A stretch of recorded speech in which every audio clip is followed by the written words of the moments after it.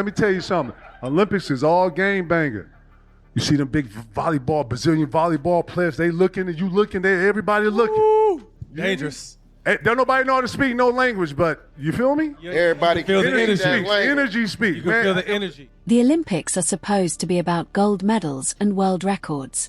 But according to NBA players who've actually been there, the real competition happens somewhere else entirely inside the Olympic Village. Kevin Garnett went to the 2000 Sydney Olympics expecting basketball. What he walked into was a whole different game entirely. So the dopest part about the Olympics, y'all, the day one when you get there, they got a place that only the athletes can go. So you come in the village, me, Ray Allen, Jason Kidd, and Dice walk through the village on the first day. We go to the game room. This game room is probably about 10,000 square feet. It's got games, it's got everything you can do in here. Everybody is in the middle hitting the table. Every athlete that's in the Olympics is in this room hitting the table. Picture this, the fastest sprinters on Earth. Swimmers who've trained their entire lives. Gymnasts, wrestlers, volleyball players, every elite athlete on the planet packed into one place. And Kevin Garnett is standing there, taking it all in. As we're walking in, it's dorms. It look like apartments, look like townhomes, but everybody got a Brazilian flag. You look over here, it's a Swedish flag. And this, you see niggas in Speedos, the girls walk, like it's about 1,000 people just walking around, walking with a Dominican flag. It's this. We're going here, everybody hitting the tail. Now here's where it gets interesting. Kilogram spots this small guy weaving through the crowd, almost invisible at first, until you realize he's hauling a massive trash can that nearly swallows him whole. It's a small dude, you can't even see him. He got a trash can. He walking.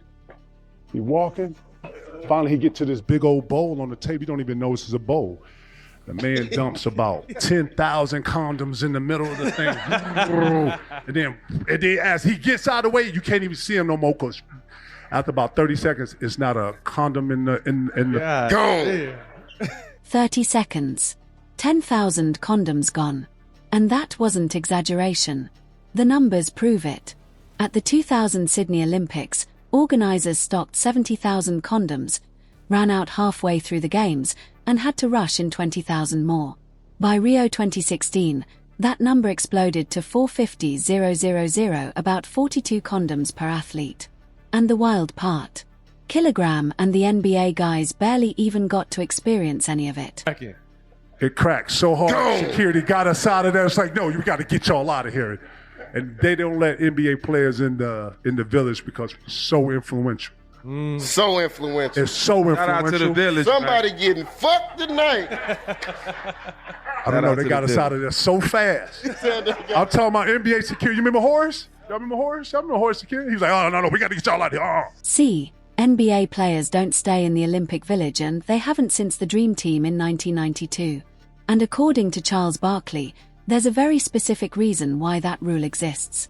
Anytime we left for practice, and then anytime we would travel, we'd have two motorcycle guys on the side with machine guns. Had a guy on the top, in front of the motorcycle, had a guy on the back with a machine gun. Had two police cars in the front and the back. And then we had a helicopter above the bus. And then when that was every day we went anywhere. So while athletes from every other sport were living inside the village, meeting each other, mingling, and experiencing everything, Kilogram described the basketball players were kept 90 minutes away, completely removed from it all. So they will always have the players and all of us like 90 minutes away with the ladies and all that, and then they have the Olympic Village. So they keep the basketball players and anyone connected to them about 90 minutes away, far from the women and the chaos. Meanwhile, the Olympic Village stays right in the middle of everything. So listen, shit it though. We had a bounty out on Yao Ming. First cat to dunk on Yao Ming, $1 million. So everybody's trying. $1 million? Man, we all said first cat. We all put our hand in there. Listen, I think it was Dice, myself. It was like 6 other people that had the. You know what I'm saying? Like we catch him, it's $1 million. Cool. So we was like, cool. But even from a distance, Kilogram and his teammates still found ways to make the Olympics unforgettable. Before the games even tipped off, the 2000 US basketball team made a pact. A $1 million bounty. The first player to dunk on Yao Ming would get paid. Oh, okay. It was one of the best times in my life, dog, when you come out and you walk out and you represent your country. Yeah. Y'all put the flag up, man. Nobody collected. Yao erased everything at the rim. But when Vince Carter literally jumped over 7'2" Frederick Weiss in what the French media later dubbed Le Dunk de la Mort, the dunk of death, KG thought, that's gotta count. Practice was just as intense. Jason Kidd ran a brutal one-on-one full-court drill where you met at half-court and fought the rest of the way. Kilogram says he and Sharif Abdurrahim nearly came to blows, but none of it compared to the opening ceremony. That's the moment Kilogram finally understood what it truly meant to represent your country. Australia talking that shit. Oi, oi, oi. Aussie, Aussie, Aussie. Oi, oi, And oi. the nigga Torpedo, it was a kid they called the Torpedo because he had like a 17-foot. Him and Michael Phelps was talking, we're going to smash all tomorrow, mate. Mate, we're going to eat your fucking lunch tomorrow, mate.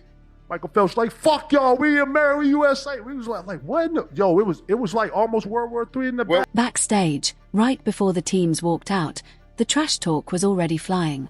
Different countries jawing at each other. Tension everywhere. And the Australians. They were talking reckless. Lord, we finna play y'all, yeah.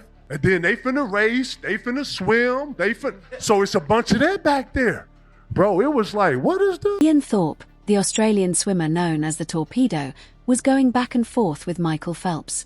And the basketball players were standing there watching it all like, wait a second, swimmers have beef too. But then I saw Serena and Venus, and then Michael Phelps. I was like, oh, we about to get it in here as Americans? Yeah. What's happening?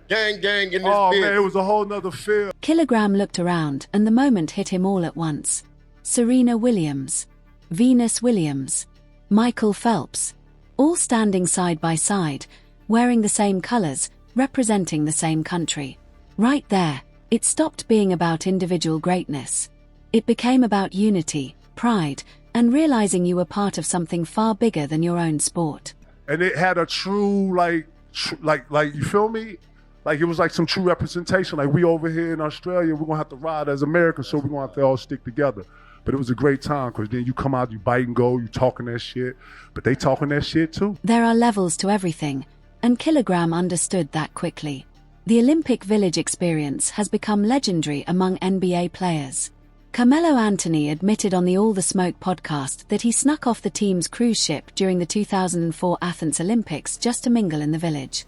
Larry Brown warned that leaving would mean a game suspension, but Melo went anyway. When Kobe Bryant walked through the village at the 2012 London Olympics, Tyson Chandler said Kobe lasted about 30 minutes before he had to get out. Being around all those other athletes had his blood boiling, couldn't lock in.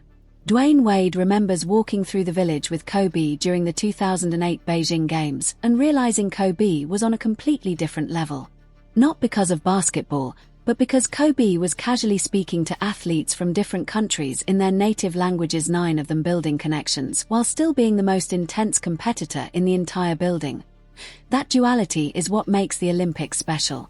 You've got the wildest party on earth happening in those dorms, condoms disappearing in seconds, athletes from every country mixing together. And at the same time, you've got guys like Kilogram putting $1 million bounties on opponents, and Kobe refusing to be around anyone until it was time to compete.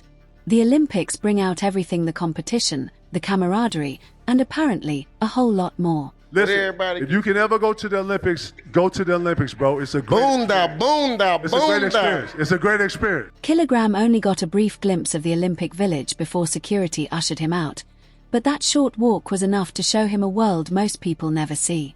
A place where the greatest athletes on the planet let loose, where rivalries spark before competition even begins, and where stories like 10,000 condoms disappearing in 30 seconds become legend. That's the side of the Olympics you never see on TV. Think back to what Kilogram said about the energy backstage at the opening ceremony. Swimmers chirping at swimmers. Track stars sizing each other up. Brazilian volleyball players staring down the Americans. Nobody speaks the same language, but everyone understands competition. Everyone understands that for the next 2 weeks, their country is counting on them, that NBA players may be pulled out of the village for security reasons, but the pressure doesn't disappear. The responsibility doesn't either. When Kilogram talked about seeing Serena and Venus, about linking up with Michael Phelps and realizing they were all wearing the same colors, that hit different. In the NBA, those guys are rivals. Kobe and LeBron spent years trying to destroy each other. At the Olympics, they're brothers, that's why players keep coming back. Carmelo Anthony played in 4 Olympics, 4 more Olympic runs than almost anyone in basketball history. Not for money, because there is none, but for moments like the ones Kilogram described. Walking through that village, feeling the energy of 10,000 elite athletes in one place, all representing something bigger than themselves. KG talked about the game rooms packed with athletes from every sport. That's where lifelong connections are made. Sprinters trading numbers with basketball players. Gymnasts taking photos with swimmers.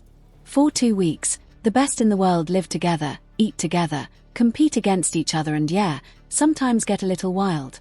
Hope Solo once said the majority of Olympians hook up during the games, with zero shame about it. Put that many elite, competitive, peak condition humans in one place, and things are going to happen. What's crazy is that despite all of its parties, the chaos, the distractions, these athletes still perform at the highest level imaginable. World records fall. Gold medals are won. History gets written. That balance between pressure and release, competition and celebration, is part of what makes the Olympics so special. KG felt it even in his short time there. Flags hanging from every window. Athletes from countries he'd barely thought about, all there for the same Rayasanto prove they were the best. And once competition started, the friendliness vanished. The Australians trash-talking Michael Phelps backstage wasn't playful. It was real. Phelps remembered it. Just like Kilogram remembers everything, he remembers the $1 million bounty on Yao Ming that nobody could collect. He remembers Vince Carter flying over a 7-footer and thinking, just for a moment, someone had won the money. He remembers being rushed out of the village because NBA players were too recognizable, too influential, too big of a target. But most of all, he remembers walking out during the opening ceremony, hearing his country announced, seeing the flag raised, knowing that for 2 weeks, he wasn't playing for himself or even his team, he was playing for everyone back home watching. That's why Kilogram always says, if you ever get the chance to go to the Olympics, you go. The NBA finals are intense. The playoffs are pressure. But the Olympics are different. You're not just competing against another team, you're competing against the world. And you're doing it surrounded by people who dedicated their entire lives to being great at one thing. 10,000 condoms in 30 seconds. $1 million bounties. World War III vibes backstage. Security rushing NBA players out before they cause an international incident. That's the Real Olympic experience. And Kilogram lived it. So what about you? Would you want to experience the Olympic Village if you had the chance? Drop your thoughts in the comments. And if you want more behind-the-scenes stories from NBA legends, make sure you're subscribed. There's plenty more coming.